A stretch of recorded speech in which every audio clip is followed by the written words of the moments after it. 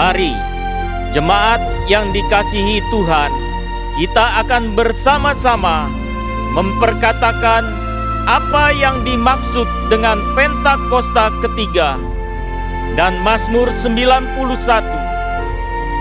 Apa yang dimaksud dengan Pentakosta ketiga? 1.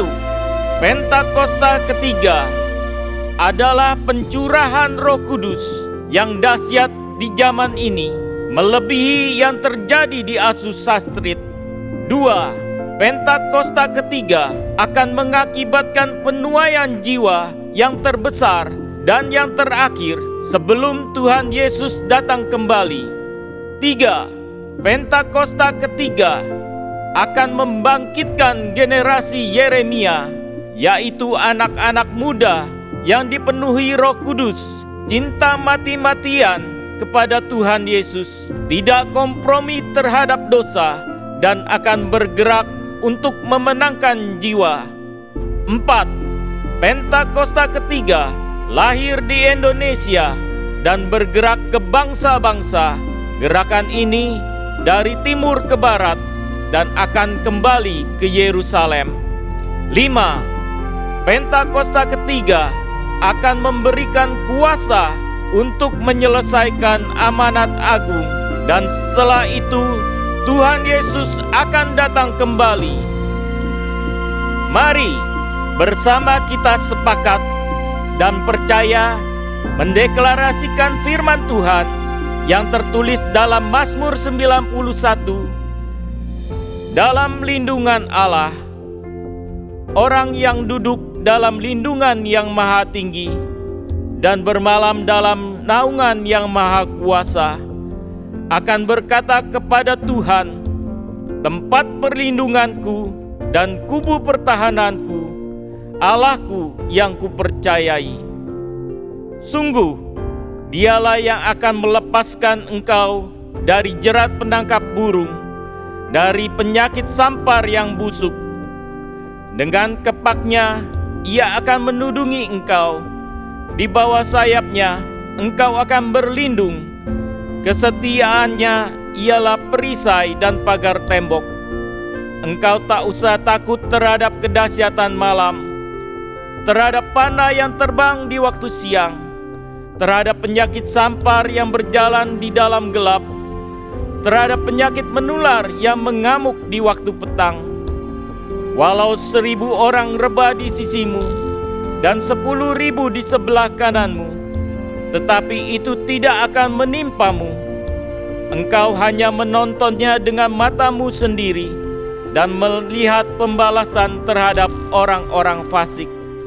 Sebab Tuhan ialah tempat perlindunganmu, yang maha tinggi telah kau buat tempat perteduhanmu. Malapetaka tidak akan menimpa kamu, dan tulah tidak akan mendekat kepada kemahmu. Sebab malaikat-malaikatnya akan diperintahkannya kepadamu untuk menjaga engkau di segala jalanmu. Mereka akan menatang engkau di atas tangannya, supaya kakimu jangan terantuk kepada batu. Singa dan ular tedung akan kau langkahi. Engkau akan menginjak anak singa dan ular naga. Sungguh, hatinya melekat kepadaku, maka aku akan meluputkannya. Aku akan membentenginya, sebab ia mengenal namaku. Bila ia berseru kepadaku, aku akan menjawab. Aku akan menyertai dia dalam kesesakan. Aku akan meluputkannya dan memuliakannya. Dengan panjang umur akan kukenyangkan dia, dan akan kuperlihatkan kepadanya keselamatan daripadaku. Haleluya! Amin.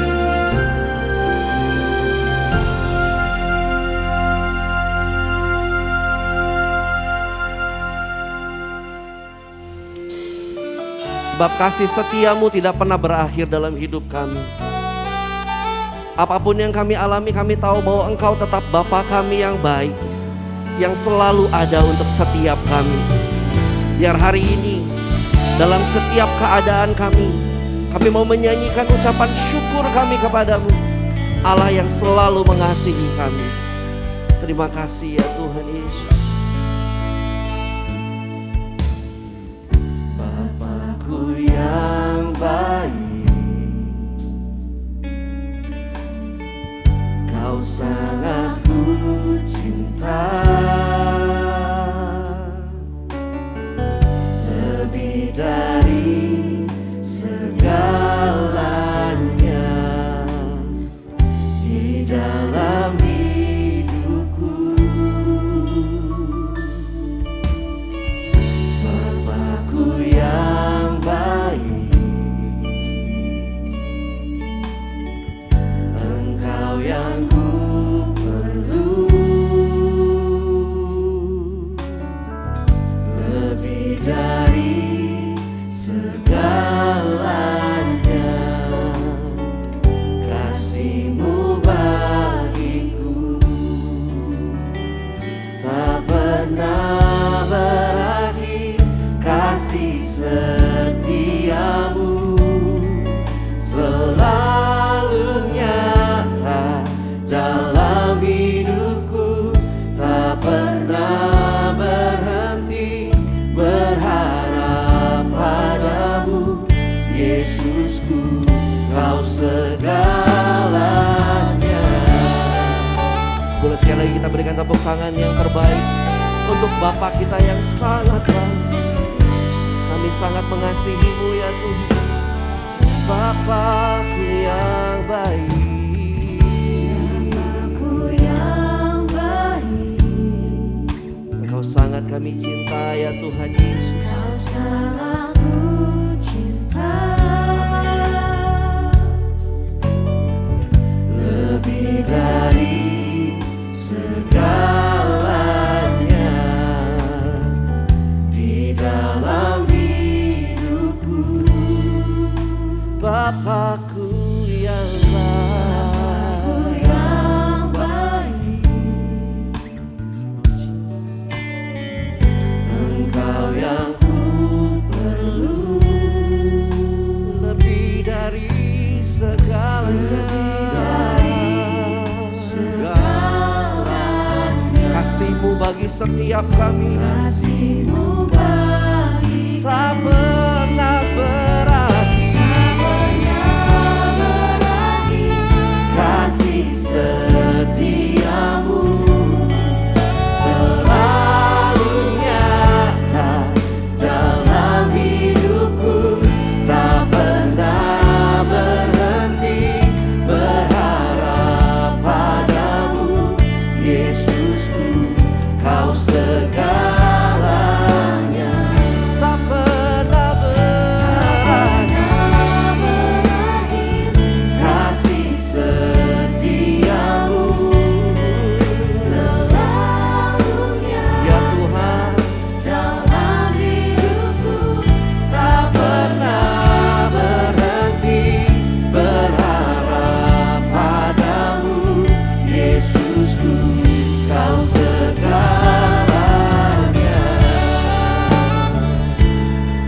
Mari jemaat Tuhan, nyatakan dari hatimu, katakan, Yesus, Engkau Bapa kami yang baik. Haleluya.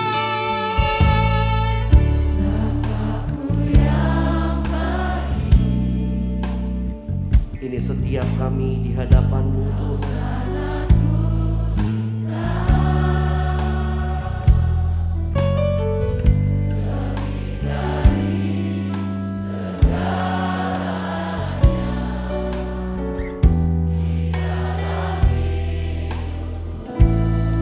Kau Bapa kami yang baik, Engkau yang selalu kami perlukan ya Tuhan.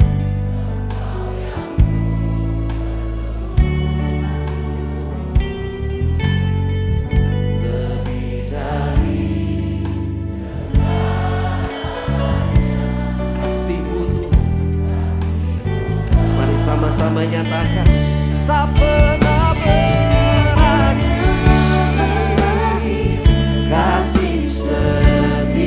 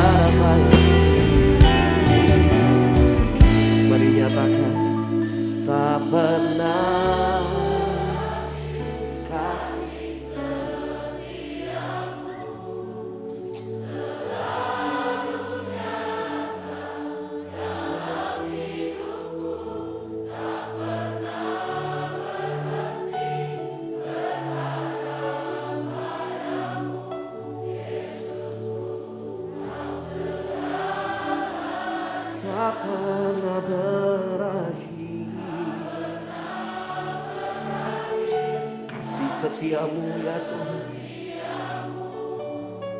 yang sangat nyata dalam hidup kami.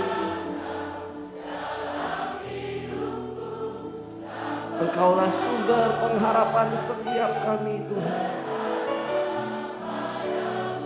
Yesus, Kau segalanya. Mari sama-sama nyatakan, tak pernah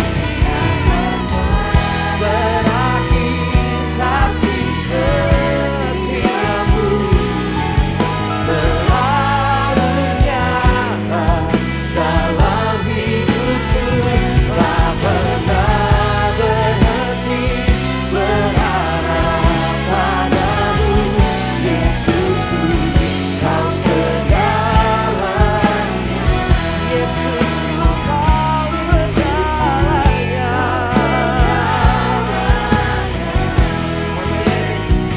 Yesusku, Kau segalanya.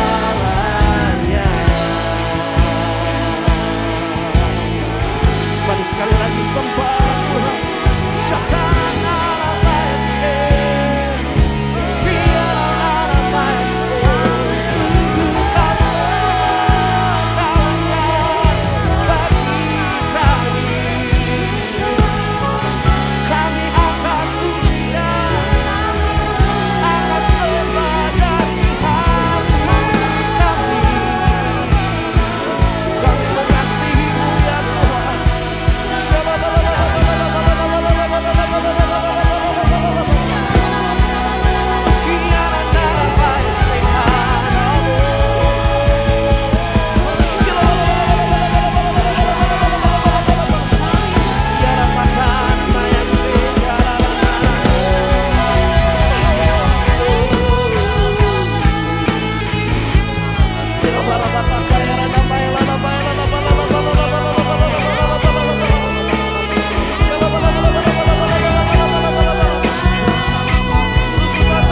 Kasih setiamu dalam hidup kami.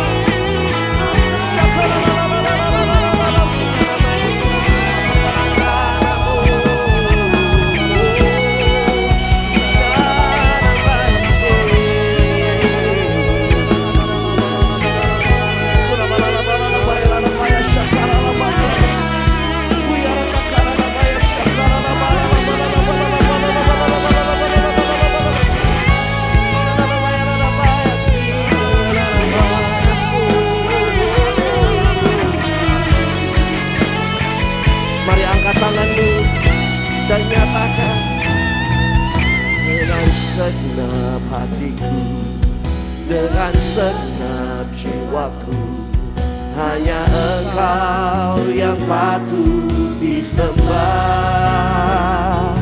Yesus, tak terukur kasih-Mu. Yesus, sungguh ku cinta Kau dengan segenap hati, dengan segenap jiwaku, hanya Engkau yang patut disembah. Panggil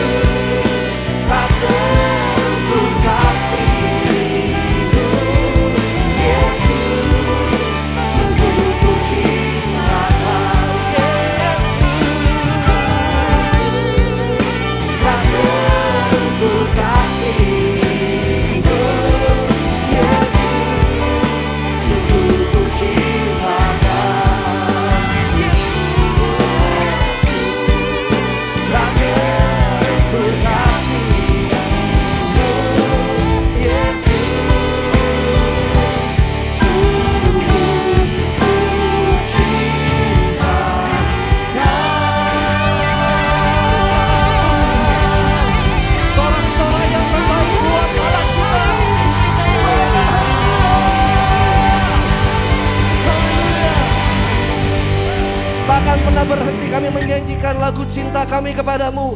Karena kasih-Mu selalu sempurna dalam hidup kami. Dan tiba saatnya kami akan menaikkan setiap pujian kami. Terima kasih kami hanya kepadamu di dalam nama Tuhan Yesus. Sama-sama katakan amin. Sekali lagi tepuk tangan yang terbaik buat Allah kita. Haleluya. Jaya, Tuhan kita baik, amin. Kita percaya Tuhan kita baik, amin. Boleh sapa kanan kirinya bilang Tuhan kita baik. Woo! I come before you today, and there's just one thing that I want to say. Thank you, Lord. Thank you, Lord, for all you've given to me, for all the blessings that I cannot see. Thank you, Lord. Thank you, Lord. With a grateful heart, with a grateful heart, with a song of praise, with an outstretched arm, I'll bless your name. Thank you, Lord. I just wanna thank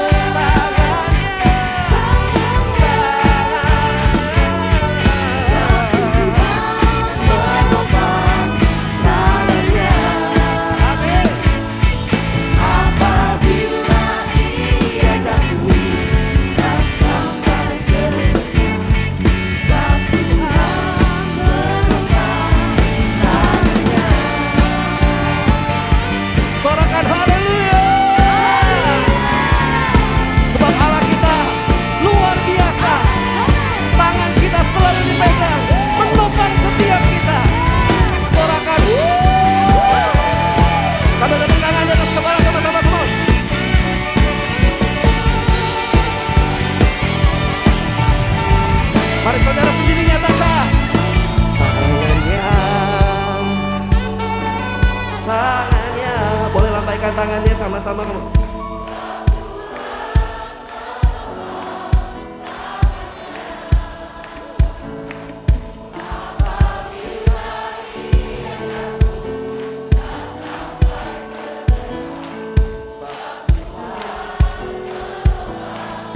Sekarang sekali lagi sambil tepuk tangan di atas kepala.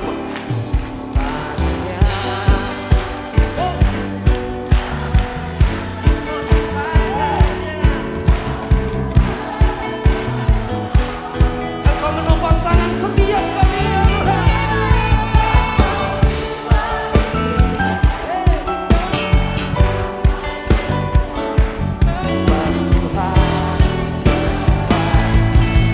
Bersama-sama sekali lagi ya Bapa.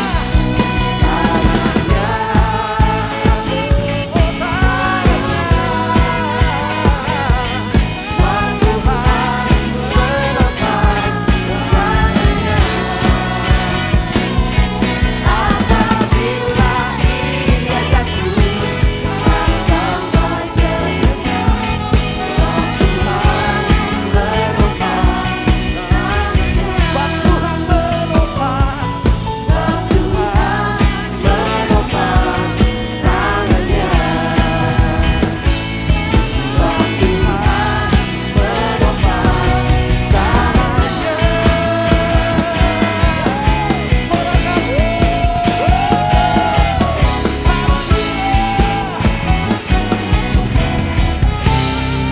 tepuk tangan yang terbaik buat Tuhan kita. Tanganmu dahsyat Tuhan. Tanganmu ajaib. Tangan yang terlalu memberi kemenangan demi kemenangan bagi setiap umatnya. Haleluya. Mari jemaat Tuhan kita bersyafaat. Bapa, kami melepaskan berkat untuk Indonesia. Indonesia penuh kemuliaan Tuhan. Indonesia diberkati Tuhan. Dari Sabang sampai Merauke akan terjadi pemulihan lebih cepat, bangkit lebih kuat. Indonesia bangkit menjadi bangsa yang tangguh, bangsa yang maju. Indonesia sembuh dari virus corona. Indonesia bebas dari krisis ekonomi di dalam nama Tuhan Yesus. Tuhan memberkati, memberi hikmat dan tuntunan kepada Bapak Presiden dan Wakil Presiden, Bapak Jokowi dan Bapak Maruf Amin, serta semua jajaran pemerintahan dari pusat maupun daerah, agar setiap keputusan-keputusan yang diambil itu mendatangkan kesejahteraan bagi rakyat dan sesuai dengan kehendak Tuhan. Kami berdoa buat gembala sidang kami Paniko. Tuhan memberkati kesehatan, pelayanan dan keluarga hamba-Mu. Tuhan pakai hamba-Mu sebagai pembawa api Pentakosta ketiga dari Indonesia sampai ke bangsa-bangsa untuk menyelesaikan amanat agung Tuhan Yesus. Kami juga berdoa buat Gembala CK7 terkasih Pak Dr. Yanto. Tuhan memberkati kesehatan, pelayanan dan keluarga hamba-Mu. Tuhanlah yang menjadi penolong dan perisai atas hamba-Mu dan keluarga. Tuhan memberkati profesi hamba-Mu sebagai dokter dan pengembalaannya di CK7 untuk menjadikan kami semua umat yang layak di hadapan Tuhan. Kami percaya terjadi kebangkitan yang besar atas generasi Yeremia di CK7. Bangkit generasi muda, bangkit generasi yang cinta mati-matian akan Tuhan, serta bergerak untuk memenangkan jiwa. Tuhan, kami minta Engkau pakai generasi muda di CK7 menjadi alat kemuliaan-Mu dimanapun posisi mereka berada saat ini. Di dalam nama Tuhan Yesus. Haleluya. Mari sama-sama kita katakan amin.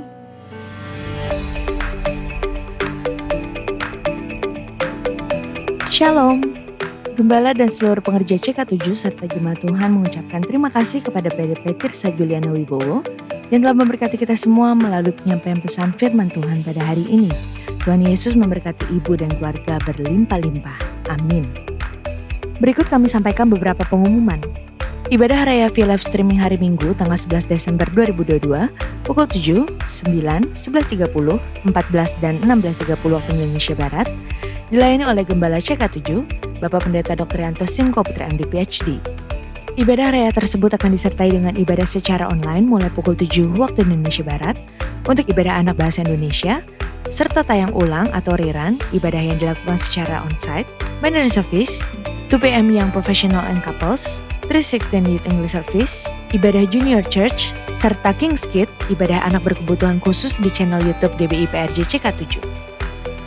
Untuk persembahan umum, kolekte, perpuluhan jemaat, ucapan syukur dan lain-lain, dapat dilakukan melalui e-banking, mobile banking, ATM maupun online di website ke rekening persembahan CK7, BCA Cabang Tamrin dengan nomor akun 206 333 8222 atas nama GBI PRJ. Ibadah onsite Minggu tanggal 11 Desember 2022 diadakan di GBI PRJ pukul 9, 11.30 dan 16.30 waktu Indonesia Barat, dilayani oleh Pendeta Johan Lomaindong. GBI Interkon pukul 9, 11 dan 16.30 waktu Indonesia Barat, dilayani oleh PDP Charlie Jeremia. GBI Alam Sutra Mall pukul 9, 11, 13 dan 16.30 waktu Indonesia Barat, dilayani oleh Evangelis Gina Darmawan. GBI PRJ Pluit pukul 9 dan 11 waktu Indonesia Barat, dilayani oleh Pastor Victor Abraham. GBI PRJ Mandarin pukul 9 waktu Indonesia Barat, dilayani oleh PDP Rita Arifin. GBI HCR pukul 9 waktu Indonesia Barat, dilayani oleh Pastor JJ Simko Putra. Mulai hari Minggu 11 Desember 2022, GBI St. Moritz memulai ibadah onsite di lokasi yang baru. Di Lipol Mall Puri, lantai LG, dekat Electronic City, Jakarta Barat. Ibadah diadakan 2 kali yaitu pukul 9 dan 11 waktu Indonesia Barat, dilayani oleh Gembala CK7 Bapak Pendeta Dr. Nanto Simko Putra MD PhD. Ibadah raya disertai dengan ibadah BPA, toddler, sekolah minggu, dan junior church. Mari ajak keluarga, teman, dan tetangga Bapak Ibu sekalian untuk dapat beribadah bersama menikmati hadirat Tuhan.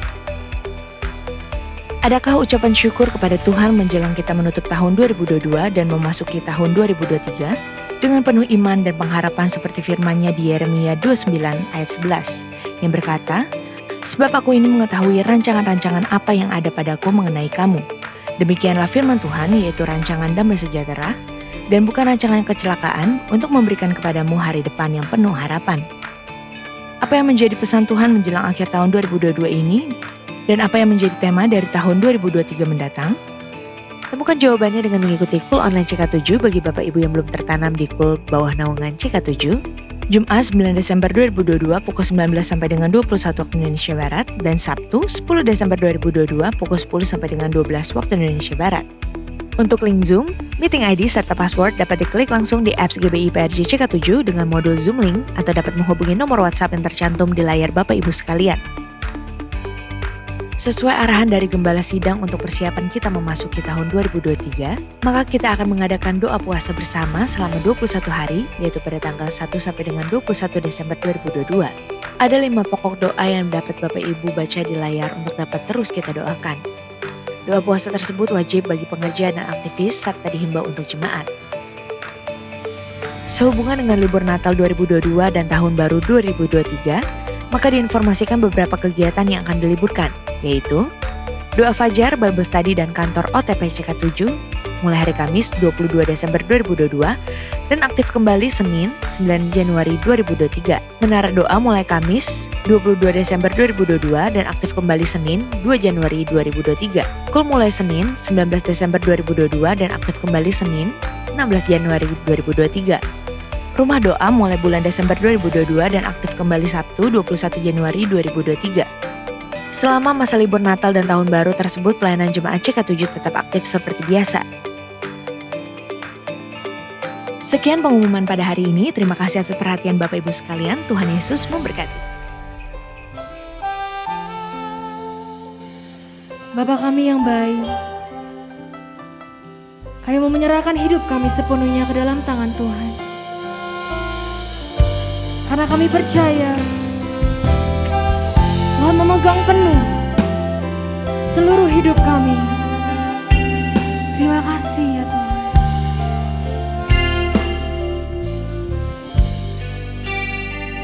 Kau bukakan jalan di lautan, mata air di padang gurun. Tiada yang suka di matamu,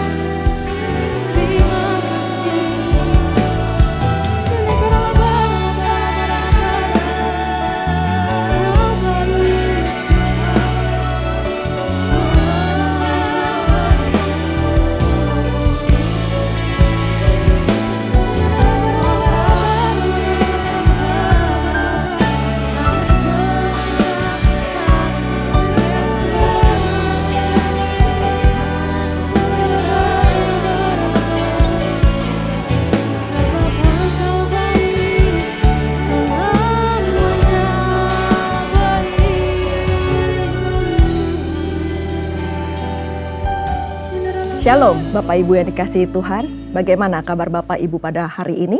Saya berdoa supaya semua kita dalam perlindungan Tuhan dan perkenanan Tuhan. Nah, Bapak Ibu yang dikasihi Tuhan, tema sharing firman Tuhan pada hari ini adalah uangmu uangku dan uangku adalah uangku.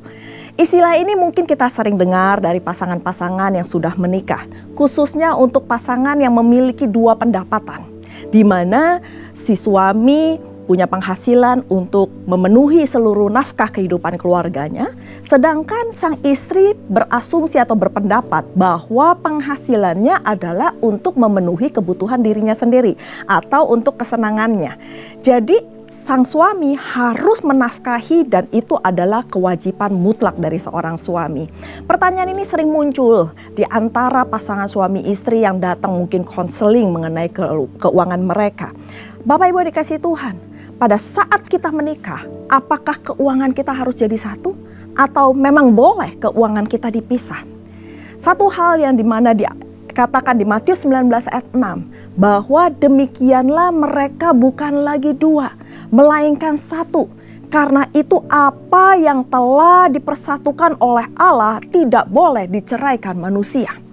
Hal ini termasuk dalam keuangan kita. Kalau Bapak Ibu sudah menikah dan masih ingat bagaimana prosesi dalam pernikahan, ada pembukaan cadar. Pembukaan cadar berarti bahwa kita sudah tidak ada lagi selubung atau rahasia antara suami dan istri, termasuk di dalam keuangan suami dan istri. Di dalam Alkitab mencatat ada 2350 ayat yang berbicara tentang uang, materi, dan harta. Jauh lebih banyak dibandingkan dengan ayat-ayat yang membahas tentang iman dan doa-doa. Nah, Tuhan sebenarnya mau mengingatkan kita kenapa ayat mengenai materi dan uang itu jauh lebih banyak dibanding tentang iman, mungkin tentang kasih, tentang doa. Karena uang itu adalah saingan terbesar di dalam kehidupan kita. Dan Tuhan ingin kita hati-hati di dalam mengelola keuangan kita. Apalagi pakar-pakar saat ini sudah memprediksi apa yang akan terjadi di tahun 2023. Bahkan Bapak Presiden kita pun berkata bahwa tahun depan ekonomi dunia akan menjadi gelap. Maka dari itu kita sama-sama perlu belajar dan berdoa minta hikmat dari Tuhan bagaimana cara mengelola keuangan dengan baik dan benar. Sehingga kita diluputkan dari krisis yang akan melanda dunia atau mungkin melanda ekonomi Indonesia. Anak-anak Tuhan akan semakin dibawa naik dan tidak pernah turun. Dan bahkan anak-anak Tuhan akan menjadi kepala dan bukan ekor. Nah, pada saat ini saya cek bagaimana survei mengenai perceraian, angka perceraian dengan alasan yang tertinggi. Dan saya temukan di data box tahun 2020 bahwa alasan pertama yang tertinggi perceraian disebabkan karena pengaruh masalah ekonomi. Baru disusul dengan alasan berikutnya, yaitu perselisihan, keributan rumah tangga, dan lain sebagainya. Nah, pada hari ini kita belajar sama-sama bagaimana mengenai konsep keuangan di dalam dunia dan juga di dalam kerajaan sorga. Ada dua konsep. Pertama konsep dunia tentunya, dan yang kedua konsep kerajaan Allah. Kita bahas satu persatu. Bagaimana konsep dunia, pandangan dunia di dalam mengelola keuangan atau perihal uang. Yang pertama konsep dunia adalah uang adalah pusat kehidupan. Di sini istilahnya adalah time is money, all about money. Money. Nggak ada uang, abang melayang. Ada uang, abang sayang. Seperti itu. Dan yang kedua, uang menentukan kebahagiaan dan memberikan kepuasan. Banyak orang berpikir kalau dia punya banyak uang, maka hidupnya akan berbahagia. Hidupnya akan puas kalau dia bisa membeli ini, membeli itu, dia pergi ke sini, pergi ke situ. Apakah begitu benar keadaannya? Dan yang ketiga, kekayaan adalah jaminan masa depan. Banyak orang juga yang bekerja ingin mewariskan sebanyak-banyaknya untuk anak cucunya. Tapi apakah itu menjadi jaminan masa depan kita? Dan yang keempat, kepala keluarga yang baik mampu mencari uang sebanyak-banyaknya. Untuk apa? Untuk memenuhi kebutuhan istri dan anak-anaknya. Dan yang terakhir, tidak ada rasa cukup dalam memiliki kekayaan. Cenderung ingin lebih dan lebih lagi. Seperti yang tertulis dalam kitab Pengkhotbah 5, bahwa siapa yang mencintai uang tidak akan puas dengan uang. Dan siapa yang mencintai kekayaan pasti tidak akan puas dengan kekayaannya. Selalu ingin lebih, selalu ingin merasa tambah lagi, dan tambah lagi. Nggak pernah bisa bersyukur dengan apa yang dia miliki. Itu adalah konsep dunia. Sekarang kita sama-sama belajar bagaimana dengan konsep kerajaan Allah. Di dalam Matius 6 ayat 33 sampai 34 dikatakan, "Tetapi carilah dahulu kerajaan Allah dan kebenarannya, maka semuanya akan ditambahkan kepadamu. Sebab itu, janganlah kamu khawatir akan hari besok, karena hari besok mempunyai kesusahannya sendiri. Kesusahan sehari cukuplah untuk sehari." Bapak Ibu yang dikasihi Tuhan, ayat ini jelas. Dikatakan bahwa pada saat kita mau mencari kerajaan Allah dan kebenarannya, maka Tuhan akan menambahkan semua aspek dalam kehidupan kita. Bukan cuma diberikan, tetapi ditambah-tambahkan. Baik itu berkat jasmani maupun berkat rohani. Dan kalau seandainya kita punya kesusahan hari ini, cukup untuk hari ini aja. Nggak usah mikir apa yang terjadi besok, nggak usah mikirin yang minggu depan, bulan depan, bahkan tahun depan. Karena Tuhan bilang, kesusahan hari ini cukup untuk hari ini saja. Dan di dalam Timotius 1 ayat 6-10 dikatakan, "Karena akar segala kejahatan ialah cinta uang. Sebab oleh memburu uanglah beberapa orang telah menyimpang dari iman dan menyiksa dirinya dengan berbagai-bagai duka." Kedua ayat ini menunjukkan bahwa uang bukanlah segalanya dalam kehidupan kita. Amin Bapak Ibu. Bukan prioritas. Memang kita harus bekerja untuk mencari uang, untuk memenuhi kebutuhan kita, nafkah kita sehari-hari. Karena kita nggak mungkin dong belanja ke pasar, lalu kita bayar dengan doa, atau kita bayar dengan bilang Tuhan Yesus memberkati, lalu kita dapat daging, dapat sayur, dapat buah. Nggak mungkin seperti itu. Kita tetap harus membayar dengan uang. Akan tetapi, bukan prioritas kita untuk hidup untuk uang. Jadi fokus kita jangan cuma uang dan uang dan uang. Jadi ada yang jauh lebih penting, yaitu siapa? Kerajaan Allah dan kebenarannya. Nah, sekarang hari ini kita sama-sama belajar bagaimana cara mengelola keuangan yang benar sesuai dengan firman Tuhan. Yang pertama, di Matius 6 ayat 24 dikatakan, "Tak seorang pun dapat mengabdi kepada dua tuan. Karena jika demikian ia akan membenci yang seorang dan mengasihi yang lain. Atau ia akan setia kepada yang seorang dan tidak mengindahkan yang lain. Kamu tidak dapat mengabdi kepada Allah dan kepada Mammon." Apa arti dari ayat ini? Apa yang saya ingin highlight dari ayat ini? Yang saya ingin katakan adalah yang pertama, fokus kita hanya kepada Tuhan Sang Sumber Berkat. Pada saat kita fokus kepada Tuhan Sang Sumber Berkat, saya percaya berkat-berkat Tuhan yang akan mengikuti kita. Kita nggak usah nguber berkatnya, tapi berkatnya yang akan mengikuti kita pada saat fokus kita hanya kepada Tuhan. Kita nggak bisa mengabdi kepada Tuhan dan kepada Mammon. Kalau kita pelayanan, kita fokusnya kepada Tuhan. Bahkan kita kerja pun, kita lakukan segala sesuatu yang kita lakukan, itu fokusnya kita bekerja seperti untuk Tuhan. Jangan sampai kita diperbudak dengan pekerjaan kita atau uang kita. Bahkan kita mementingkan uang kita lebih dari segalanya. Jangan sampai gagal fokus Bapak Ibu sekalian. Hidup ini untuk hanya sementara. Apa yang terjadi setelah hidup ini? Apakah uang bisa kita bawa? Apakah uang akan memberikan kita kekekalan? Tentu saja tidak. Hanya Tuhan yang bisa memberikan jaminan untuk Bapak, Ibu, dan saya. Jangan sampai gagal fokus. Pilihannya Tuhan atau Mammon. Di sini juga jelas dikatakan di ayat ini, Mammonnya ditulis huruf besar. Berarti apa? Tuhan tahu ini saingan yang terbesar di dalam hidup ini. Kalau kita bekerja, bekerjalah seperti kita bekerja untuk Tuhan. Kalau kita melayani, melayani untuk menyenangkan hati Tuhan, bukan dengan motivasi yang lain. Di Mazmur 127 ayat 2 dikatakan, Sia-sialah kamu bangun pagi-pagi dan duduk-duduk sampai jauh malam dan makan roti yang diperoleh dengan susah payah. Sebab ia memberikannya kepada yang dicintainya pada waktu tidur. Maksud dari ayat ini pastinya bukan kita boleh malas-malasan. Cuman tidur lalu Tuhan mengirimkan sekarung uang di hadapan kita. Bukan seperti itu.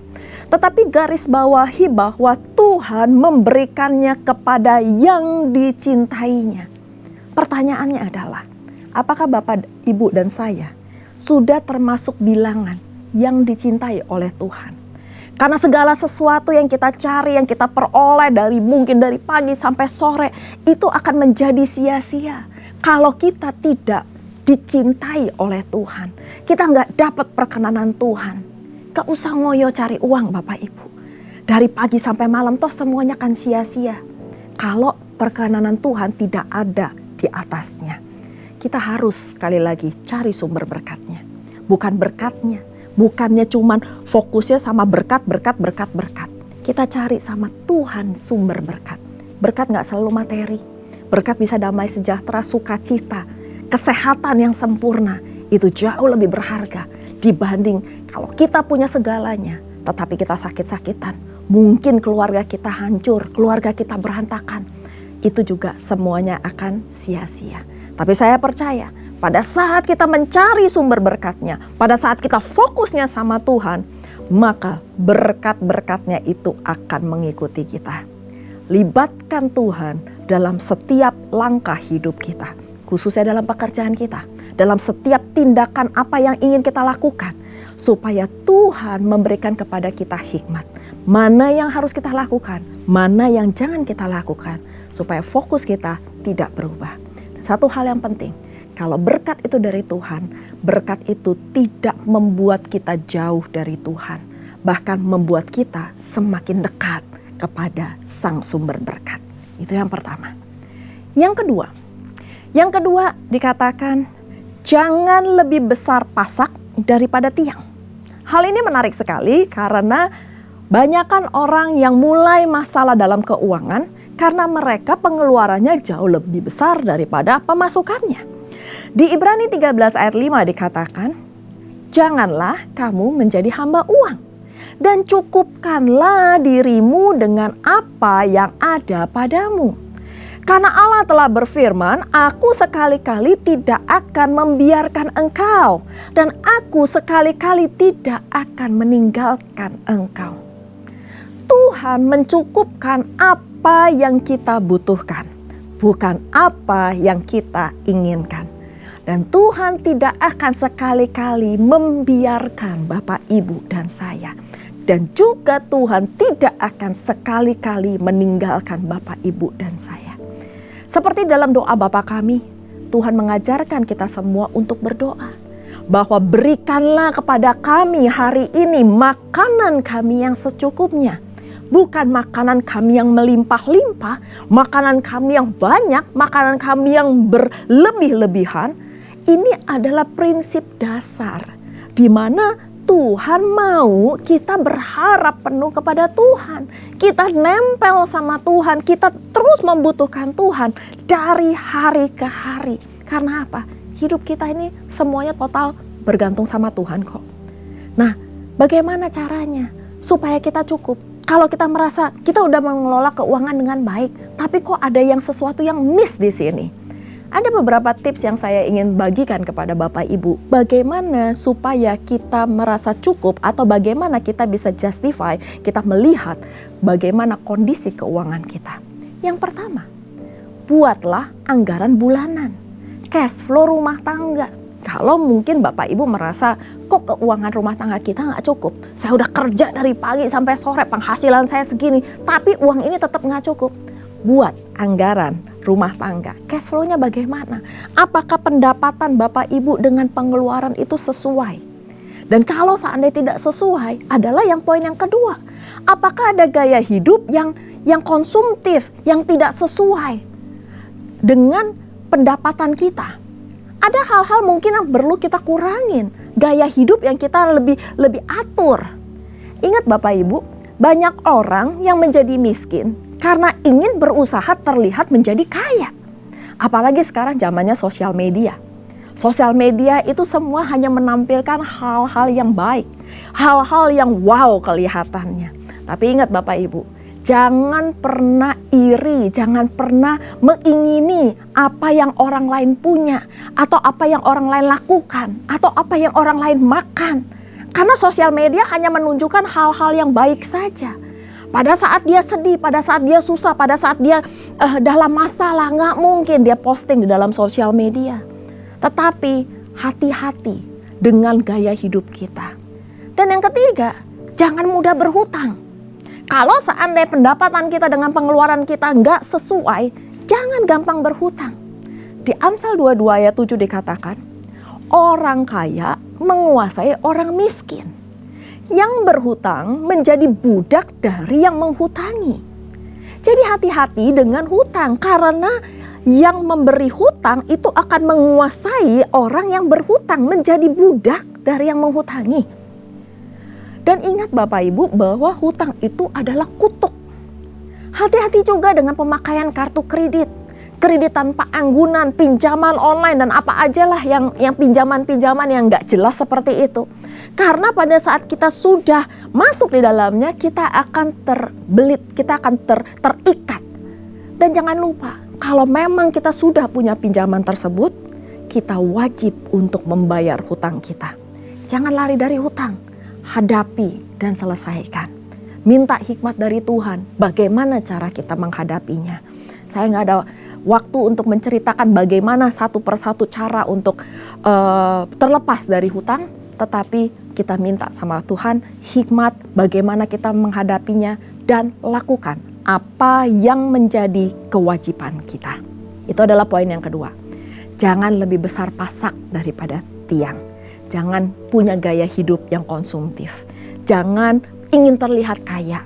Karena dengan kita ingin terlihat kaya, maka kita akan menjadi miskin. Poin yang ketiga, menabur dan menabung itu penting.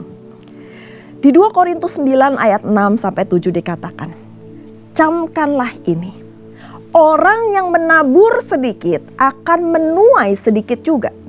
Dan orang yang menabur banyak akan menuai banyak juga. Hendaklah masing-masing memberikan menurut kerelaan hatinya. Ada bagian di mana Tuhan mau kita menabur benih, ada bagian di mana kita harus menyimpan benih, dan ada juga bagian di mana kita boleh memakainya. Sebagian dari kita berasumsi kalau kita menyimpan sebanyak-banyaknya maka itu semuanya akan aman. Bapak Ibu yang dikasihi Tuhan, ada saatnya di mana kita menabur, itu juga pasti kita akan menuai. Kalau kita menabur cuma 1 biji saja di satu taman yang besar atau ladang yang luas, ada kemungkinan benih yang kita tabur 1 itu akan mati. Atau mungkin dia akan dicaplok sama burung, dipatuk sama burung, atau kena air, kena angin dan hilang. Tapi seorang petani yang baik, dia akan menabur sebanyak mungkin benih, memenuhi seluruh ladangnya. Sehingga pada saat waktunya panen, dia akan menuai hasil panennya dengan maksimal. Itu adalah hukum tabur tuai. Semakin banyak kita menabur, semakin banyak juga kita akan menuai. Begitu juga dalam kehidupan kita. Ada bagian di mana kita menabur, tetapi pada saat kita menabur harus dengan kerelaan hati. Bukan dengan paksaan. Karena Tuhan tidak berkenan dengan segala sesuatu yang dengan paksaan. Atau dengan hati yang ngomel, hati yang ngedumel, hati yang marah, hati yang mungkin bersungut-sungut. Tapi pada saat kita tahu ini adalah bagian kita untuk menabur, lakukan dengan sukacita. Kalau ada bagian di mana kita harus menyimpan, simpanlah dengan sukacita juga. Saya diingatkan tentang mimpi Firaun yang diartikan oleh Yusuf. Di mana ada 7 ekor lembu yang gemuk dan indah dimakan oleh 7 ekor lembu yang kurus dan buruk rupanya. Lalu pada saat itu ada mimpi lagi yang nyambung dari mimpi yang pertama. Yaitu Firaun mimpi lagi tentang 7 bulir gandum yang bernas dan yang baik ditelan oleh 7 bulir gandum yang kurus dan layu. Apa arti dari ini? Yusuf diberikan hikmat oleh Tuhan mengartikan mimpi tersebut, di mana ada saatnya Mesir itu mengalami kelimpahan, tetapi ada saatnya bangsa Mesir mengalami kelaparan. Dan Yusuf berkata kepada Firaun untuk menyimpan 1/5 dari seluruh hasil tanah Mesir, sehingga pada saat masa kelaparan bangsa Mesir tidak binasa karena kelaparan itu. Begitu juga dalam kehidupan kita. Kalau banyak orang yang sudah memprediksi, banyak orang yang sudah mungkin berkata bahwa tahun depan kita masuk masa-masa resesi ekonomi. Bapak Ibu sekalian, kita punya iman. Yes, kita punya iman. Tapi kita juga mesti bijaksana. Kita harus berhikmat. Masa-masa ini adalah masa-masa di mana Tuhan minta kita semuanya bijaksana di dalam mengelola keuangan kita. Ada hal-hal yang mungkin tidak perlu kita lakukan, jangan kita lakukan. Kita harus lebih banyak berhemat. Kita menabung dan menabur. Karena apa? Kalanya pada saat mungkin kita masuk di dalam masa-masa resesi, masa-masa krisis, Tuhan sudah memberikan kita warning, peringatan terlebih dahulu bahwa kita harus mengelola dan menabung apa yang Tuhan sedang berikan dalam kehidupan kita. Kalau saat ini kita di masa-masa mungkin 7 lembu yang gemuk, 7 bulir gandum yang bernas dan baik, masa-masa diberkati, puji Tuhan. Kita bersyukur untuk itu. Tapi memasuki masa-masa yang sulit, kita juga bersyukur. Karena apa? Tuhan sudah beri kita hikmat bahwa kita harus menabur dan kita harus menabung. Jadi Bapak Ibu sekalian, mari. Masa-masa ini adalah masa-masa di mana kita harus lebih bijaksana mengelola keuangan kita. Dan yang terakhir yang saya dapatkan mengenai bagaimana mengatur keuangan kita supaya jangan sampai masa-masa krisis dialami oleh anak-anak Tuhan. Yang keempat, berikan apa yang menjadi kewajiban kita. Di Matius 22 ayat 21 dan 22, saya sungguh kaget pada saat saya mendapatkan ayat ini, di mana ditulis jawab mereka, gambar dan tulisan kaisar. Pada saat itu Tuhan Yesus tanya, apa yang ada di dalam kertas uang, gambar dan tulisan kaisar. Lalu kata Yesus kepada mereka, berikanlah kepada kaisar apa yang wajib kamu berikan kepada kaisar, dan kepada Allah apa yang wajib kamu berikan kepada Allah. Mendengar itu heranlah mereka dan meninggalkan Yesus lalu pergi. Bapak Ibu yang dikasihi Tuhan, yang terakhir Tuhan mau mengingatkan kita semua, termasuk saya, untuk memberikan apa yang wajib kita beri, yaitu kepada Tuhan dan kepada kaisar. Dalam hal ini berbicara tentang persepuluhan kita. Kita wajib mengembalikan apa yang menjadi haknya Tuhan. Bukan memberi, tetapi mengembalikan, karena itu adalah milik Tuhan. Dan juga bagaimana kewajiban kita kepada negara. Karena banyak anak-anak Tuhan juga yang lalai akan hal ini. Jadi bagaimana kita kalau mau diberkati tanpa melakukan 2 hal ini? Ingat Bapak Ibu yang dikasihi Tuhan, ada bagian yang kita harus lakukan dan ada bagian yang kita harus berikan. Jangan menjadi seperti orang-orang Farisi dan orang-orang Herodian di dalam Matius 22 ini, di mana pada saat mereka mendengarkan Tuhan berbicara tentang kewajiban apa yang mereka harus berikan kepada Tuhan dan apa yang mereka berikan kepada kaisar, lalu mereka dengan sedih mereka pergi meninggalkan Tuhan. Bapak Ibu yang dikasihi Tuhan, kita orang-orang yang mau selalu diberkati Tuhan, amin. Kita orang-orang yang mau selalu dilimpahi oleh Tuhan. Jangan abaikan dalam Matius 22 ayat 21 sampai 22. Maka Tuhan akan membuka tingkap-tingkap langit dan memberkati Bapak, Ibu, dan saya. Jadi ada 4 hal yang penting di mana fokus kita harus kepada Tuhan. Yang kedua, jangan lebih besar pasak daripada tiang. Dan yang ketiga, menabur dan menabung itu penting. Dan yang keempat, berikan apa yang menjadi kewajiban yang harus kita berikan. Dan saya percaya pada saat kita melakukan apa yang menjadi bagian kita, maka Tuhan akan memberkati kita. Tuhan akan meluputkan Bapak, Ibu, dan saya dari masa-masa krisis, masa-masa sulit yang mungkin manusia, yang mungkin dunia bisa memprediksi. Tetapi anak-anak Tuhan selalu dalam perlindungan Tuhan. Mari kita berdoa. Bapa kami yang baik, terima kasih Tuhan untuk hari ini di mana kami boleh belajar bagaimana cara mengelola keuangan yang baik dan benar di hadapan Tuhan. Kami gak mau Tuhan punya prinsip-prinsip dunia bahwa kebahagiaan kami dihitung dengan uang, dengan kekayaan seberapa yang kami miliki. Karena kami tahu Tuhan, uang tidak bisa memberikan kami damai sejahtera. Uang tidak bisa memberikan kepada kami kehidupan yang kekal. Tapi kami mau Tuhan, fokus kami hanya kepada Engkau. Fokus kami hanya satu-satunya kepada Tuhan Yesus Juru Selamat kami. Kami tahu Tuhan bahwa uang bukan segalanya. Kami hanya memerlukan Tuhan. Dan pada saat kami mencari kerajaan Allah dan kebenaran, maka Tuhan akan memberikan berkat-berkatnya kepada kami. Berkat jasmani, berkat rohani akan melimpah dalam kehidupan kami. Tuhan, hamba berdoa Tuhan, untuk setiap jemaat-Mu yang mendengarkan firman Tuhan pada hari ini, dimanapun kami berada Tuhan, apapun kondisi kami pada saat ini Tuhan, Bapa, Engkau Allah yang tahu, Bapa, Engkau Allah yang peduli.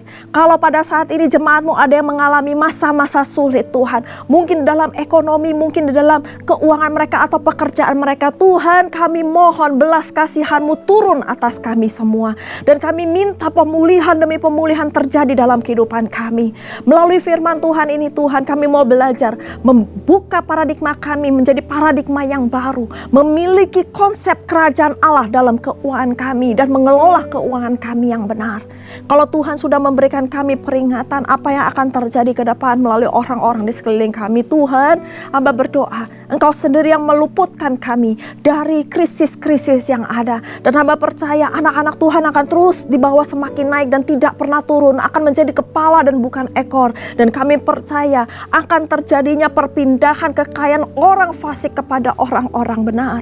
Maka dari itu Tuhan, buat kami, masing-masing kami lebih mencari perkenanan Engkau terlebih dahulu dari segalanya di dalam hidupan kami.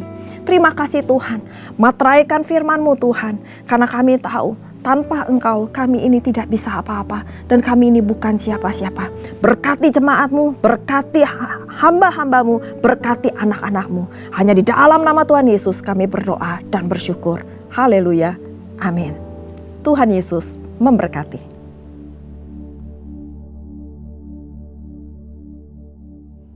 Tiba saatnya kami akan memasuki di dalam perjamuan kudus atau Holy Communion.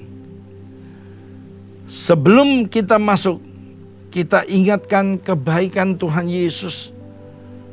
Dia begitu baik. Dia rela mati di atas kayu salib untuk menanggung semua dosa yang kita lakukan. Betapa baiknya Tuhan Yesus. Terima kasih Tuhan Yesus. Engkau rela mati di atas kayu salib untuk menanggung semua dosa kami. Terima kasih Bapa. Terima kasih Roh Kudus. Biarlah Tuhan, kami kenang selama-lamanya kebaikan-Mu di dalam hidup kami. Bila kami memikirkan siapakah kami ini, sebelum kami mengenal Engkau, kami adalah manusia yang berdosa Tuhan. Tetapi karena Engkau mau menanggung semua dosa kami, sehingga kami boleh menjadi hidup Tuhan. Terima kasih. Terima kasih Roh Kudus. Biarlah semua kebaikan-Mu Tuhan kami kenang selama-lamanya. Terima kasih. Dalam nama Tuhan Yesus kami sudah berdoa dan mengucap syukur. Semua yang percaya katakan amin. Perjamuan kudus ini hanya bagi mereka yang sudah percaya dan anak-anak di bawah 12 tahun jangan makan perjamuan kudus ini. Terima kasih. Terlalu besar kasih-Mu Bapa, pengorbanan yang Kau berikan bagiku. Terlalu mahal darah-Mu Yesus, tercurah untuk menebus hidupku. Terlalu besar kasih-Mu Bapa, pengorbanan yang Kau berikan bagiku. Terlalu mahal darah-Mu Yesus, tercurah untuk menebus hidupku. Tercurah untuk menebus hidupku.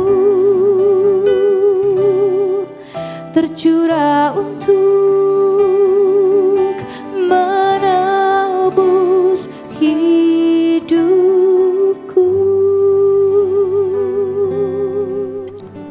Mari saudara-saudara yang dikasihi Tuhan Yesus, kita bangkit berdiri. Sebab apa yang telah kuteruskan kepadamu telah aku terima dari Tuhan, yaitu bahwa Tuhan Yesus pada malam Ia diserahkan, Ia mengambil roti. Mari kita angkat roti di tangan kanan kita tinggi-tinggi, dan sesudah itu Ia mengucap syukur atasnya dan berkata, "Inilah tubuhku yang diserahkan kepada kamu. Perbuatlah ini menjadi peringatan akan aku." Saudara-saudara yang dikasihi Tuhan Yesus, bukankah roti yang kita pecah-pecahkan ini adalah persekutuan kita dengan tubuh Kristus? Mari kita makan dalam nama Tuhan Yesus.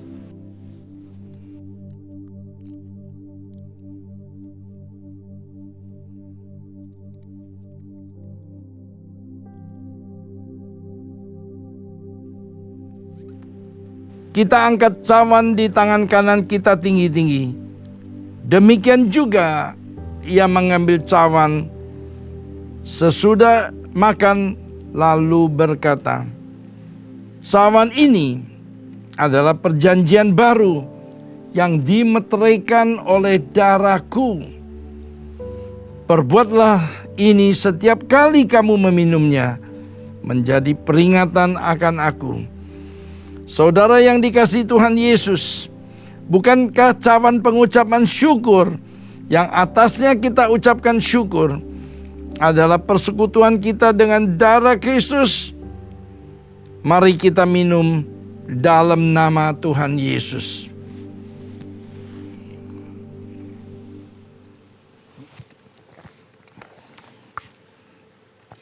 Terima kasih Tuhan Yesus untuk pengorbanan-Mu di atas kayu salib ini. Biarlah semua mengucap syukur atas kebaikan Tuhan Yesus di dalam hidup ini. Mari kita ucapkan syukur. Oh Rabba Shikira bala bala bala bala. Shikira bala bala bala bala bala bala. Shikira bala bala bala bala bala bala bala. Saat ini pencurahan Roh Kudus turun di atas kalian semuanya. Terima kasih mula-mula itu, terima pengajaran sesat ditiadakan, terima. Biarlah semua dari kalian setia sampai mati. Sekali Yesus tetap Yesus. Terima. Terima kasih Yesusku, terima kasih Yesusku. Puji syukur hanya bagi Tuhanku. Terima kasih Yesusku, terima kasih Yesusku. Puji Puji syukur hanya bagi Tuhanku. Puji syukur hanya bagi Tuhanku. Puji syukur hanya bagi Tuhanku.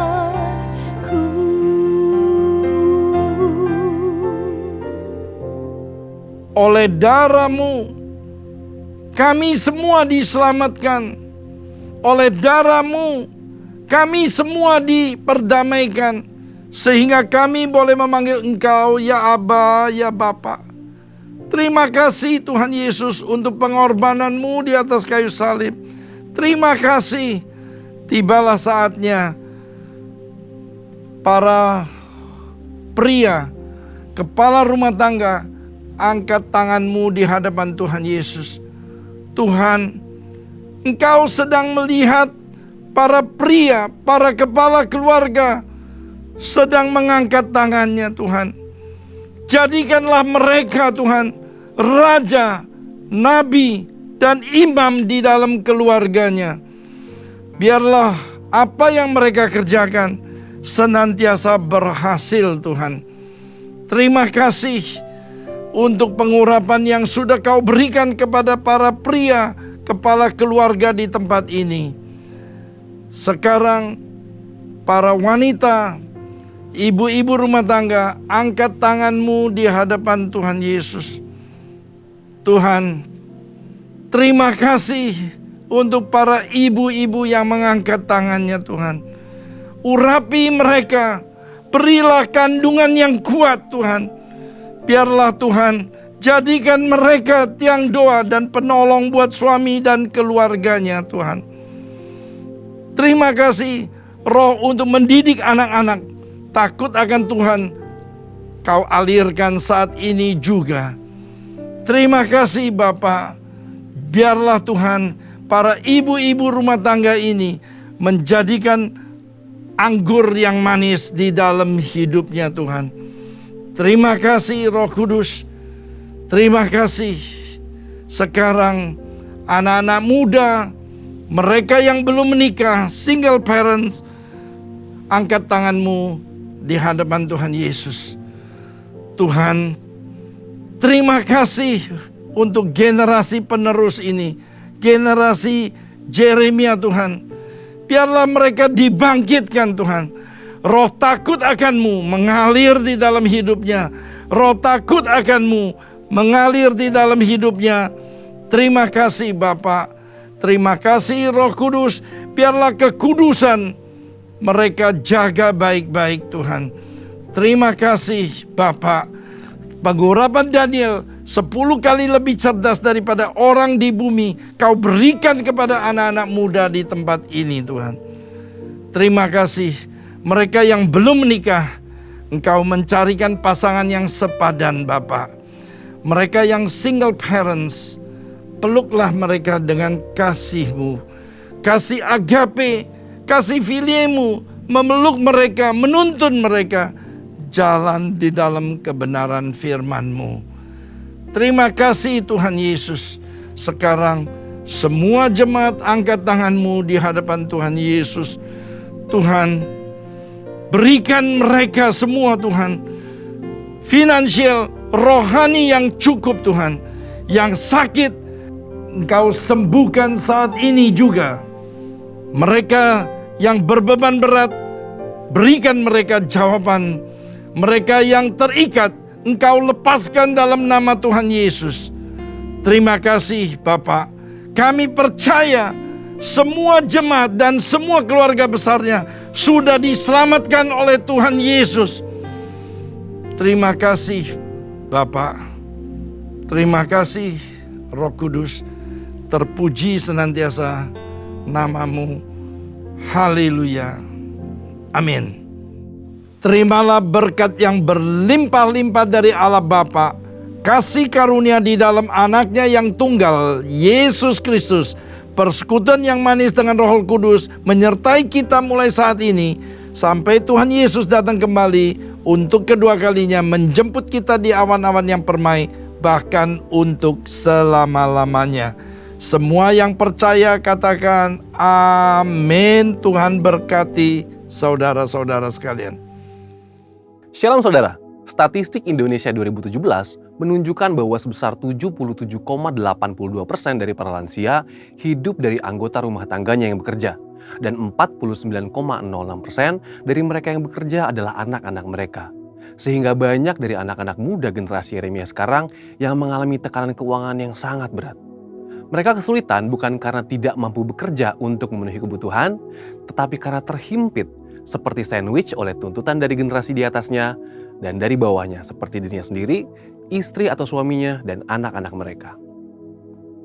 Karena beban keuangan yang sangat berat tersebut, maka banyak orang memiliki anggapan bahwa generasi sandwich ini seperti generasi yang salah dilahirkan atau salah membuat keputusan keuangan.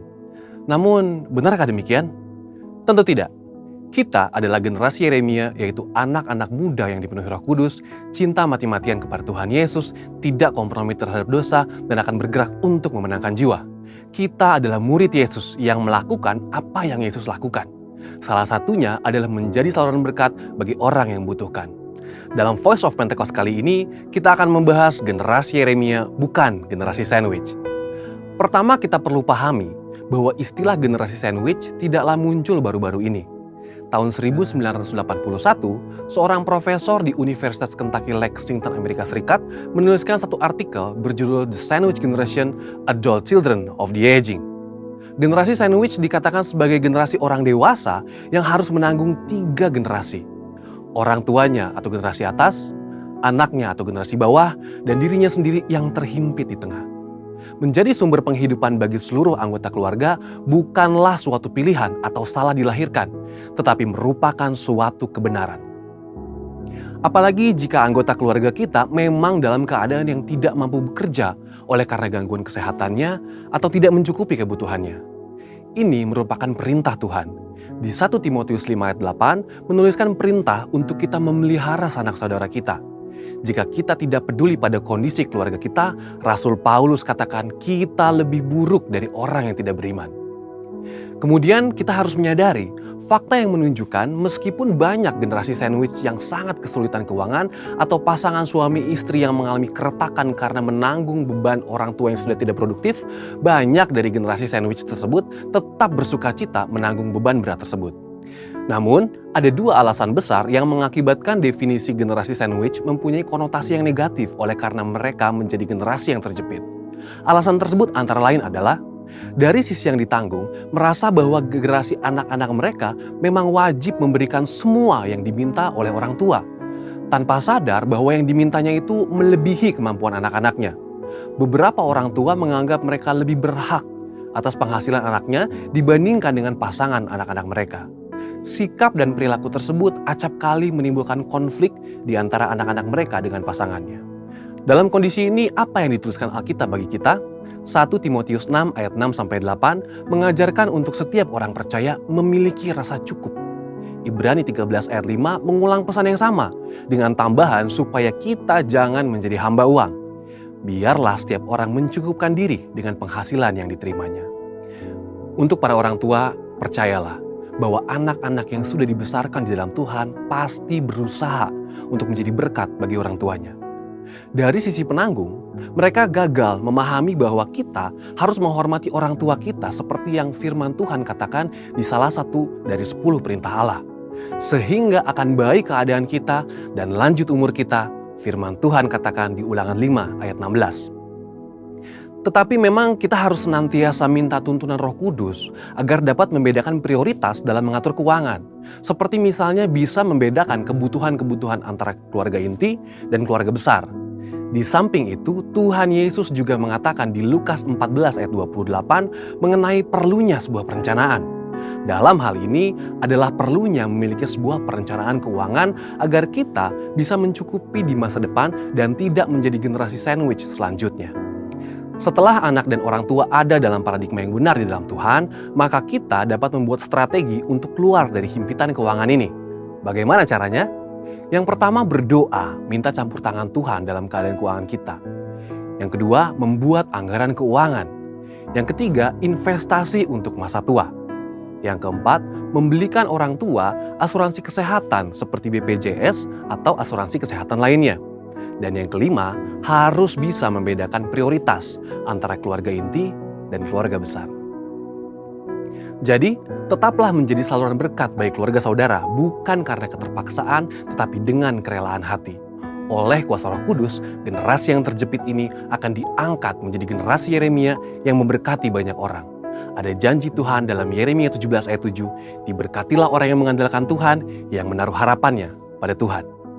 Saudara, untuk penjelasan lebih lengkapnya dari tim teologi kami, silakan buka link yang ada di atas atau scan QR Code yang tersedia. Maranatha, Tuhan Yesus memberkati.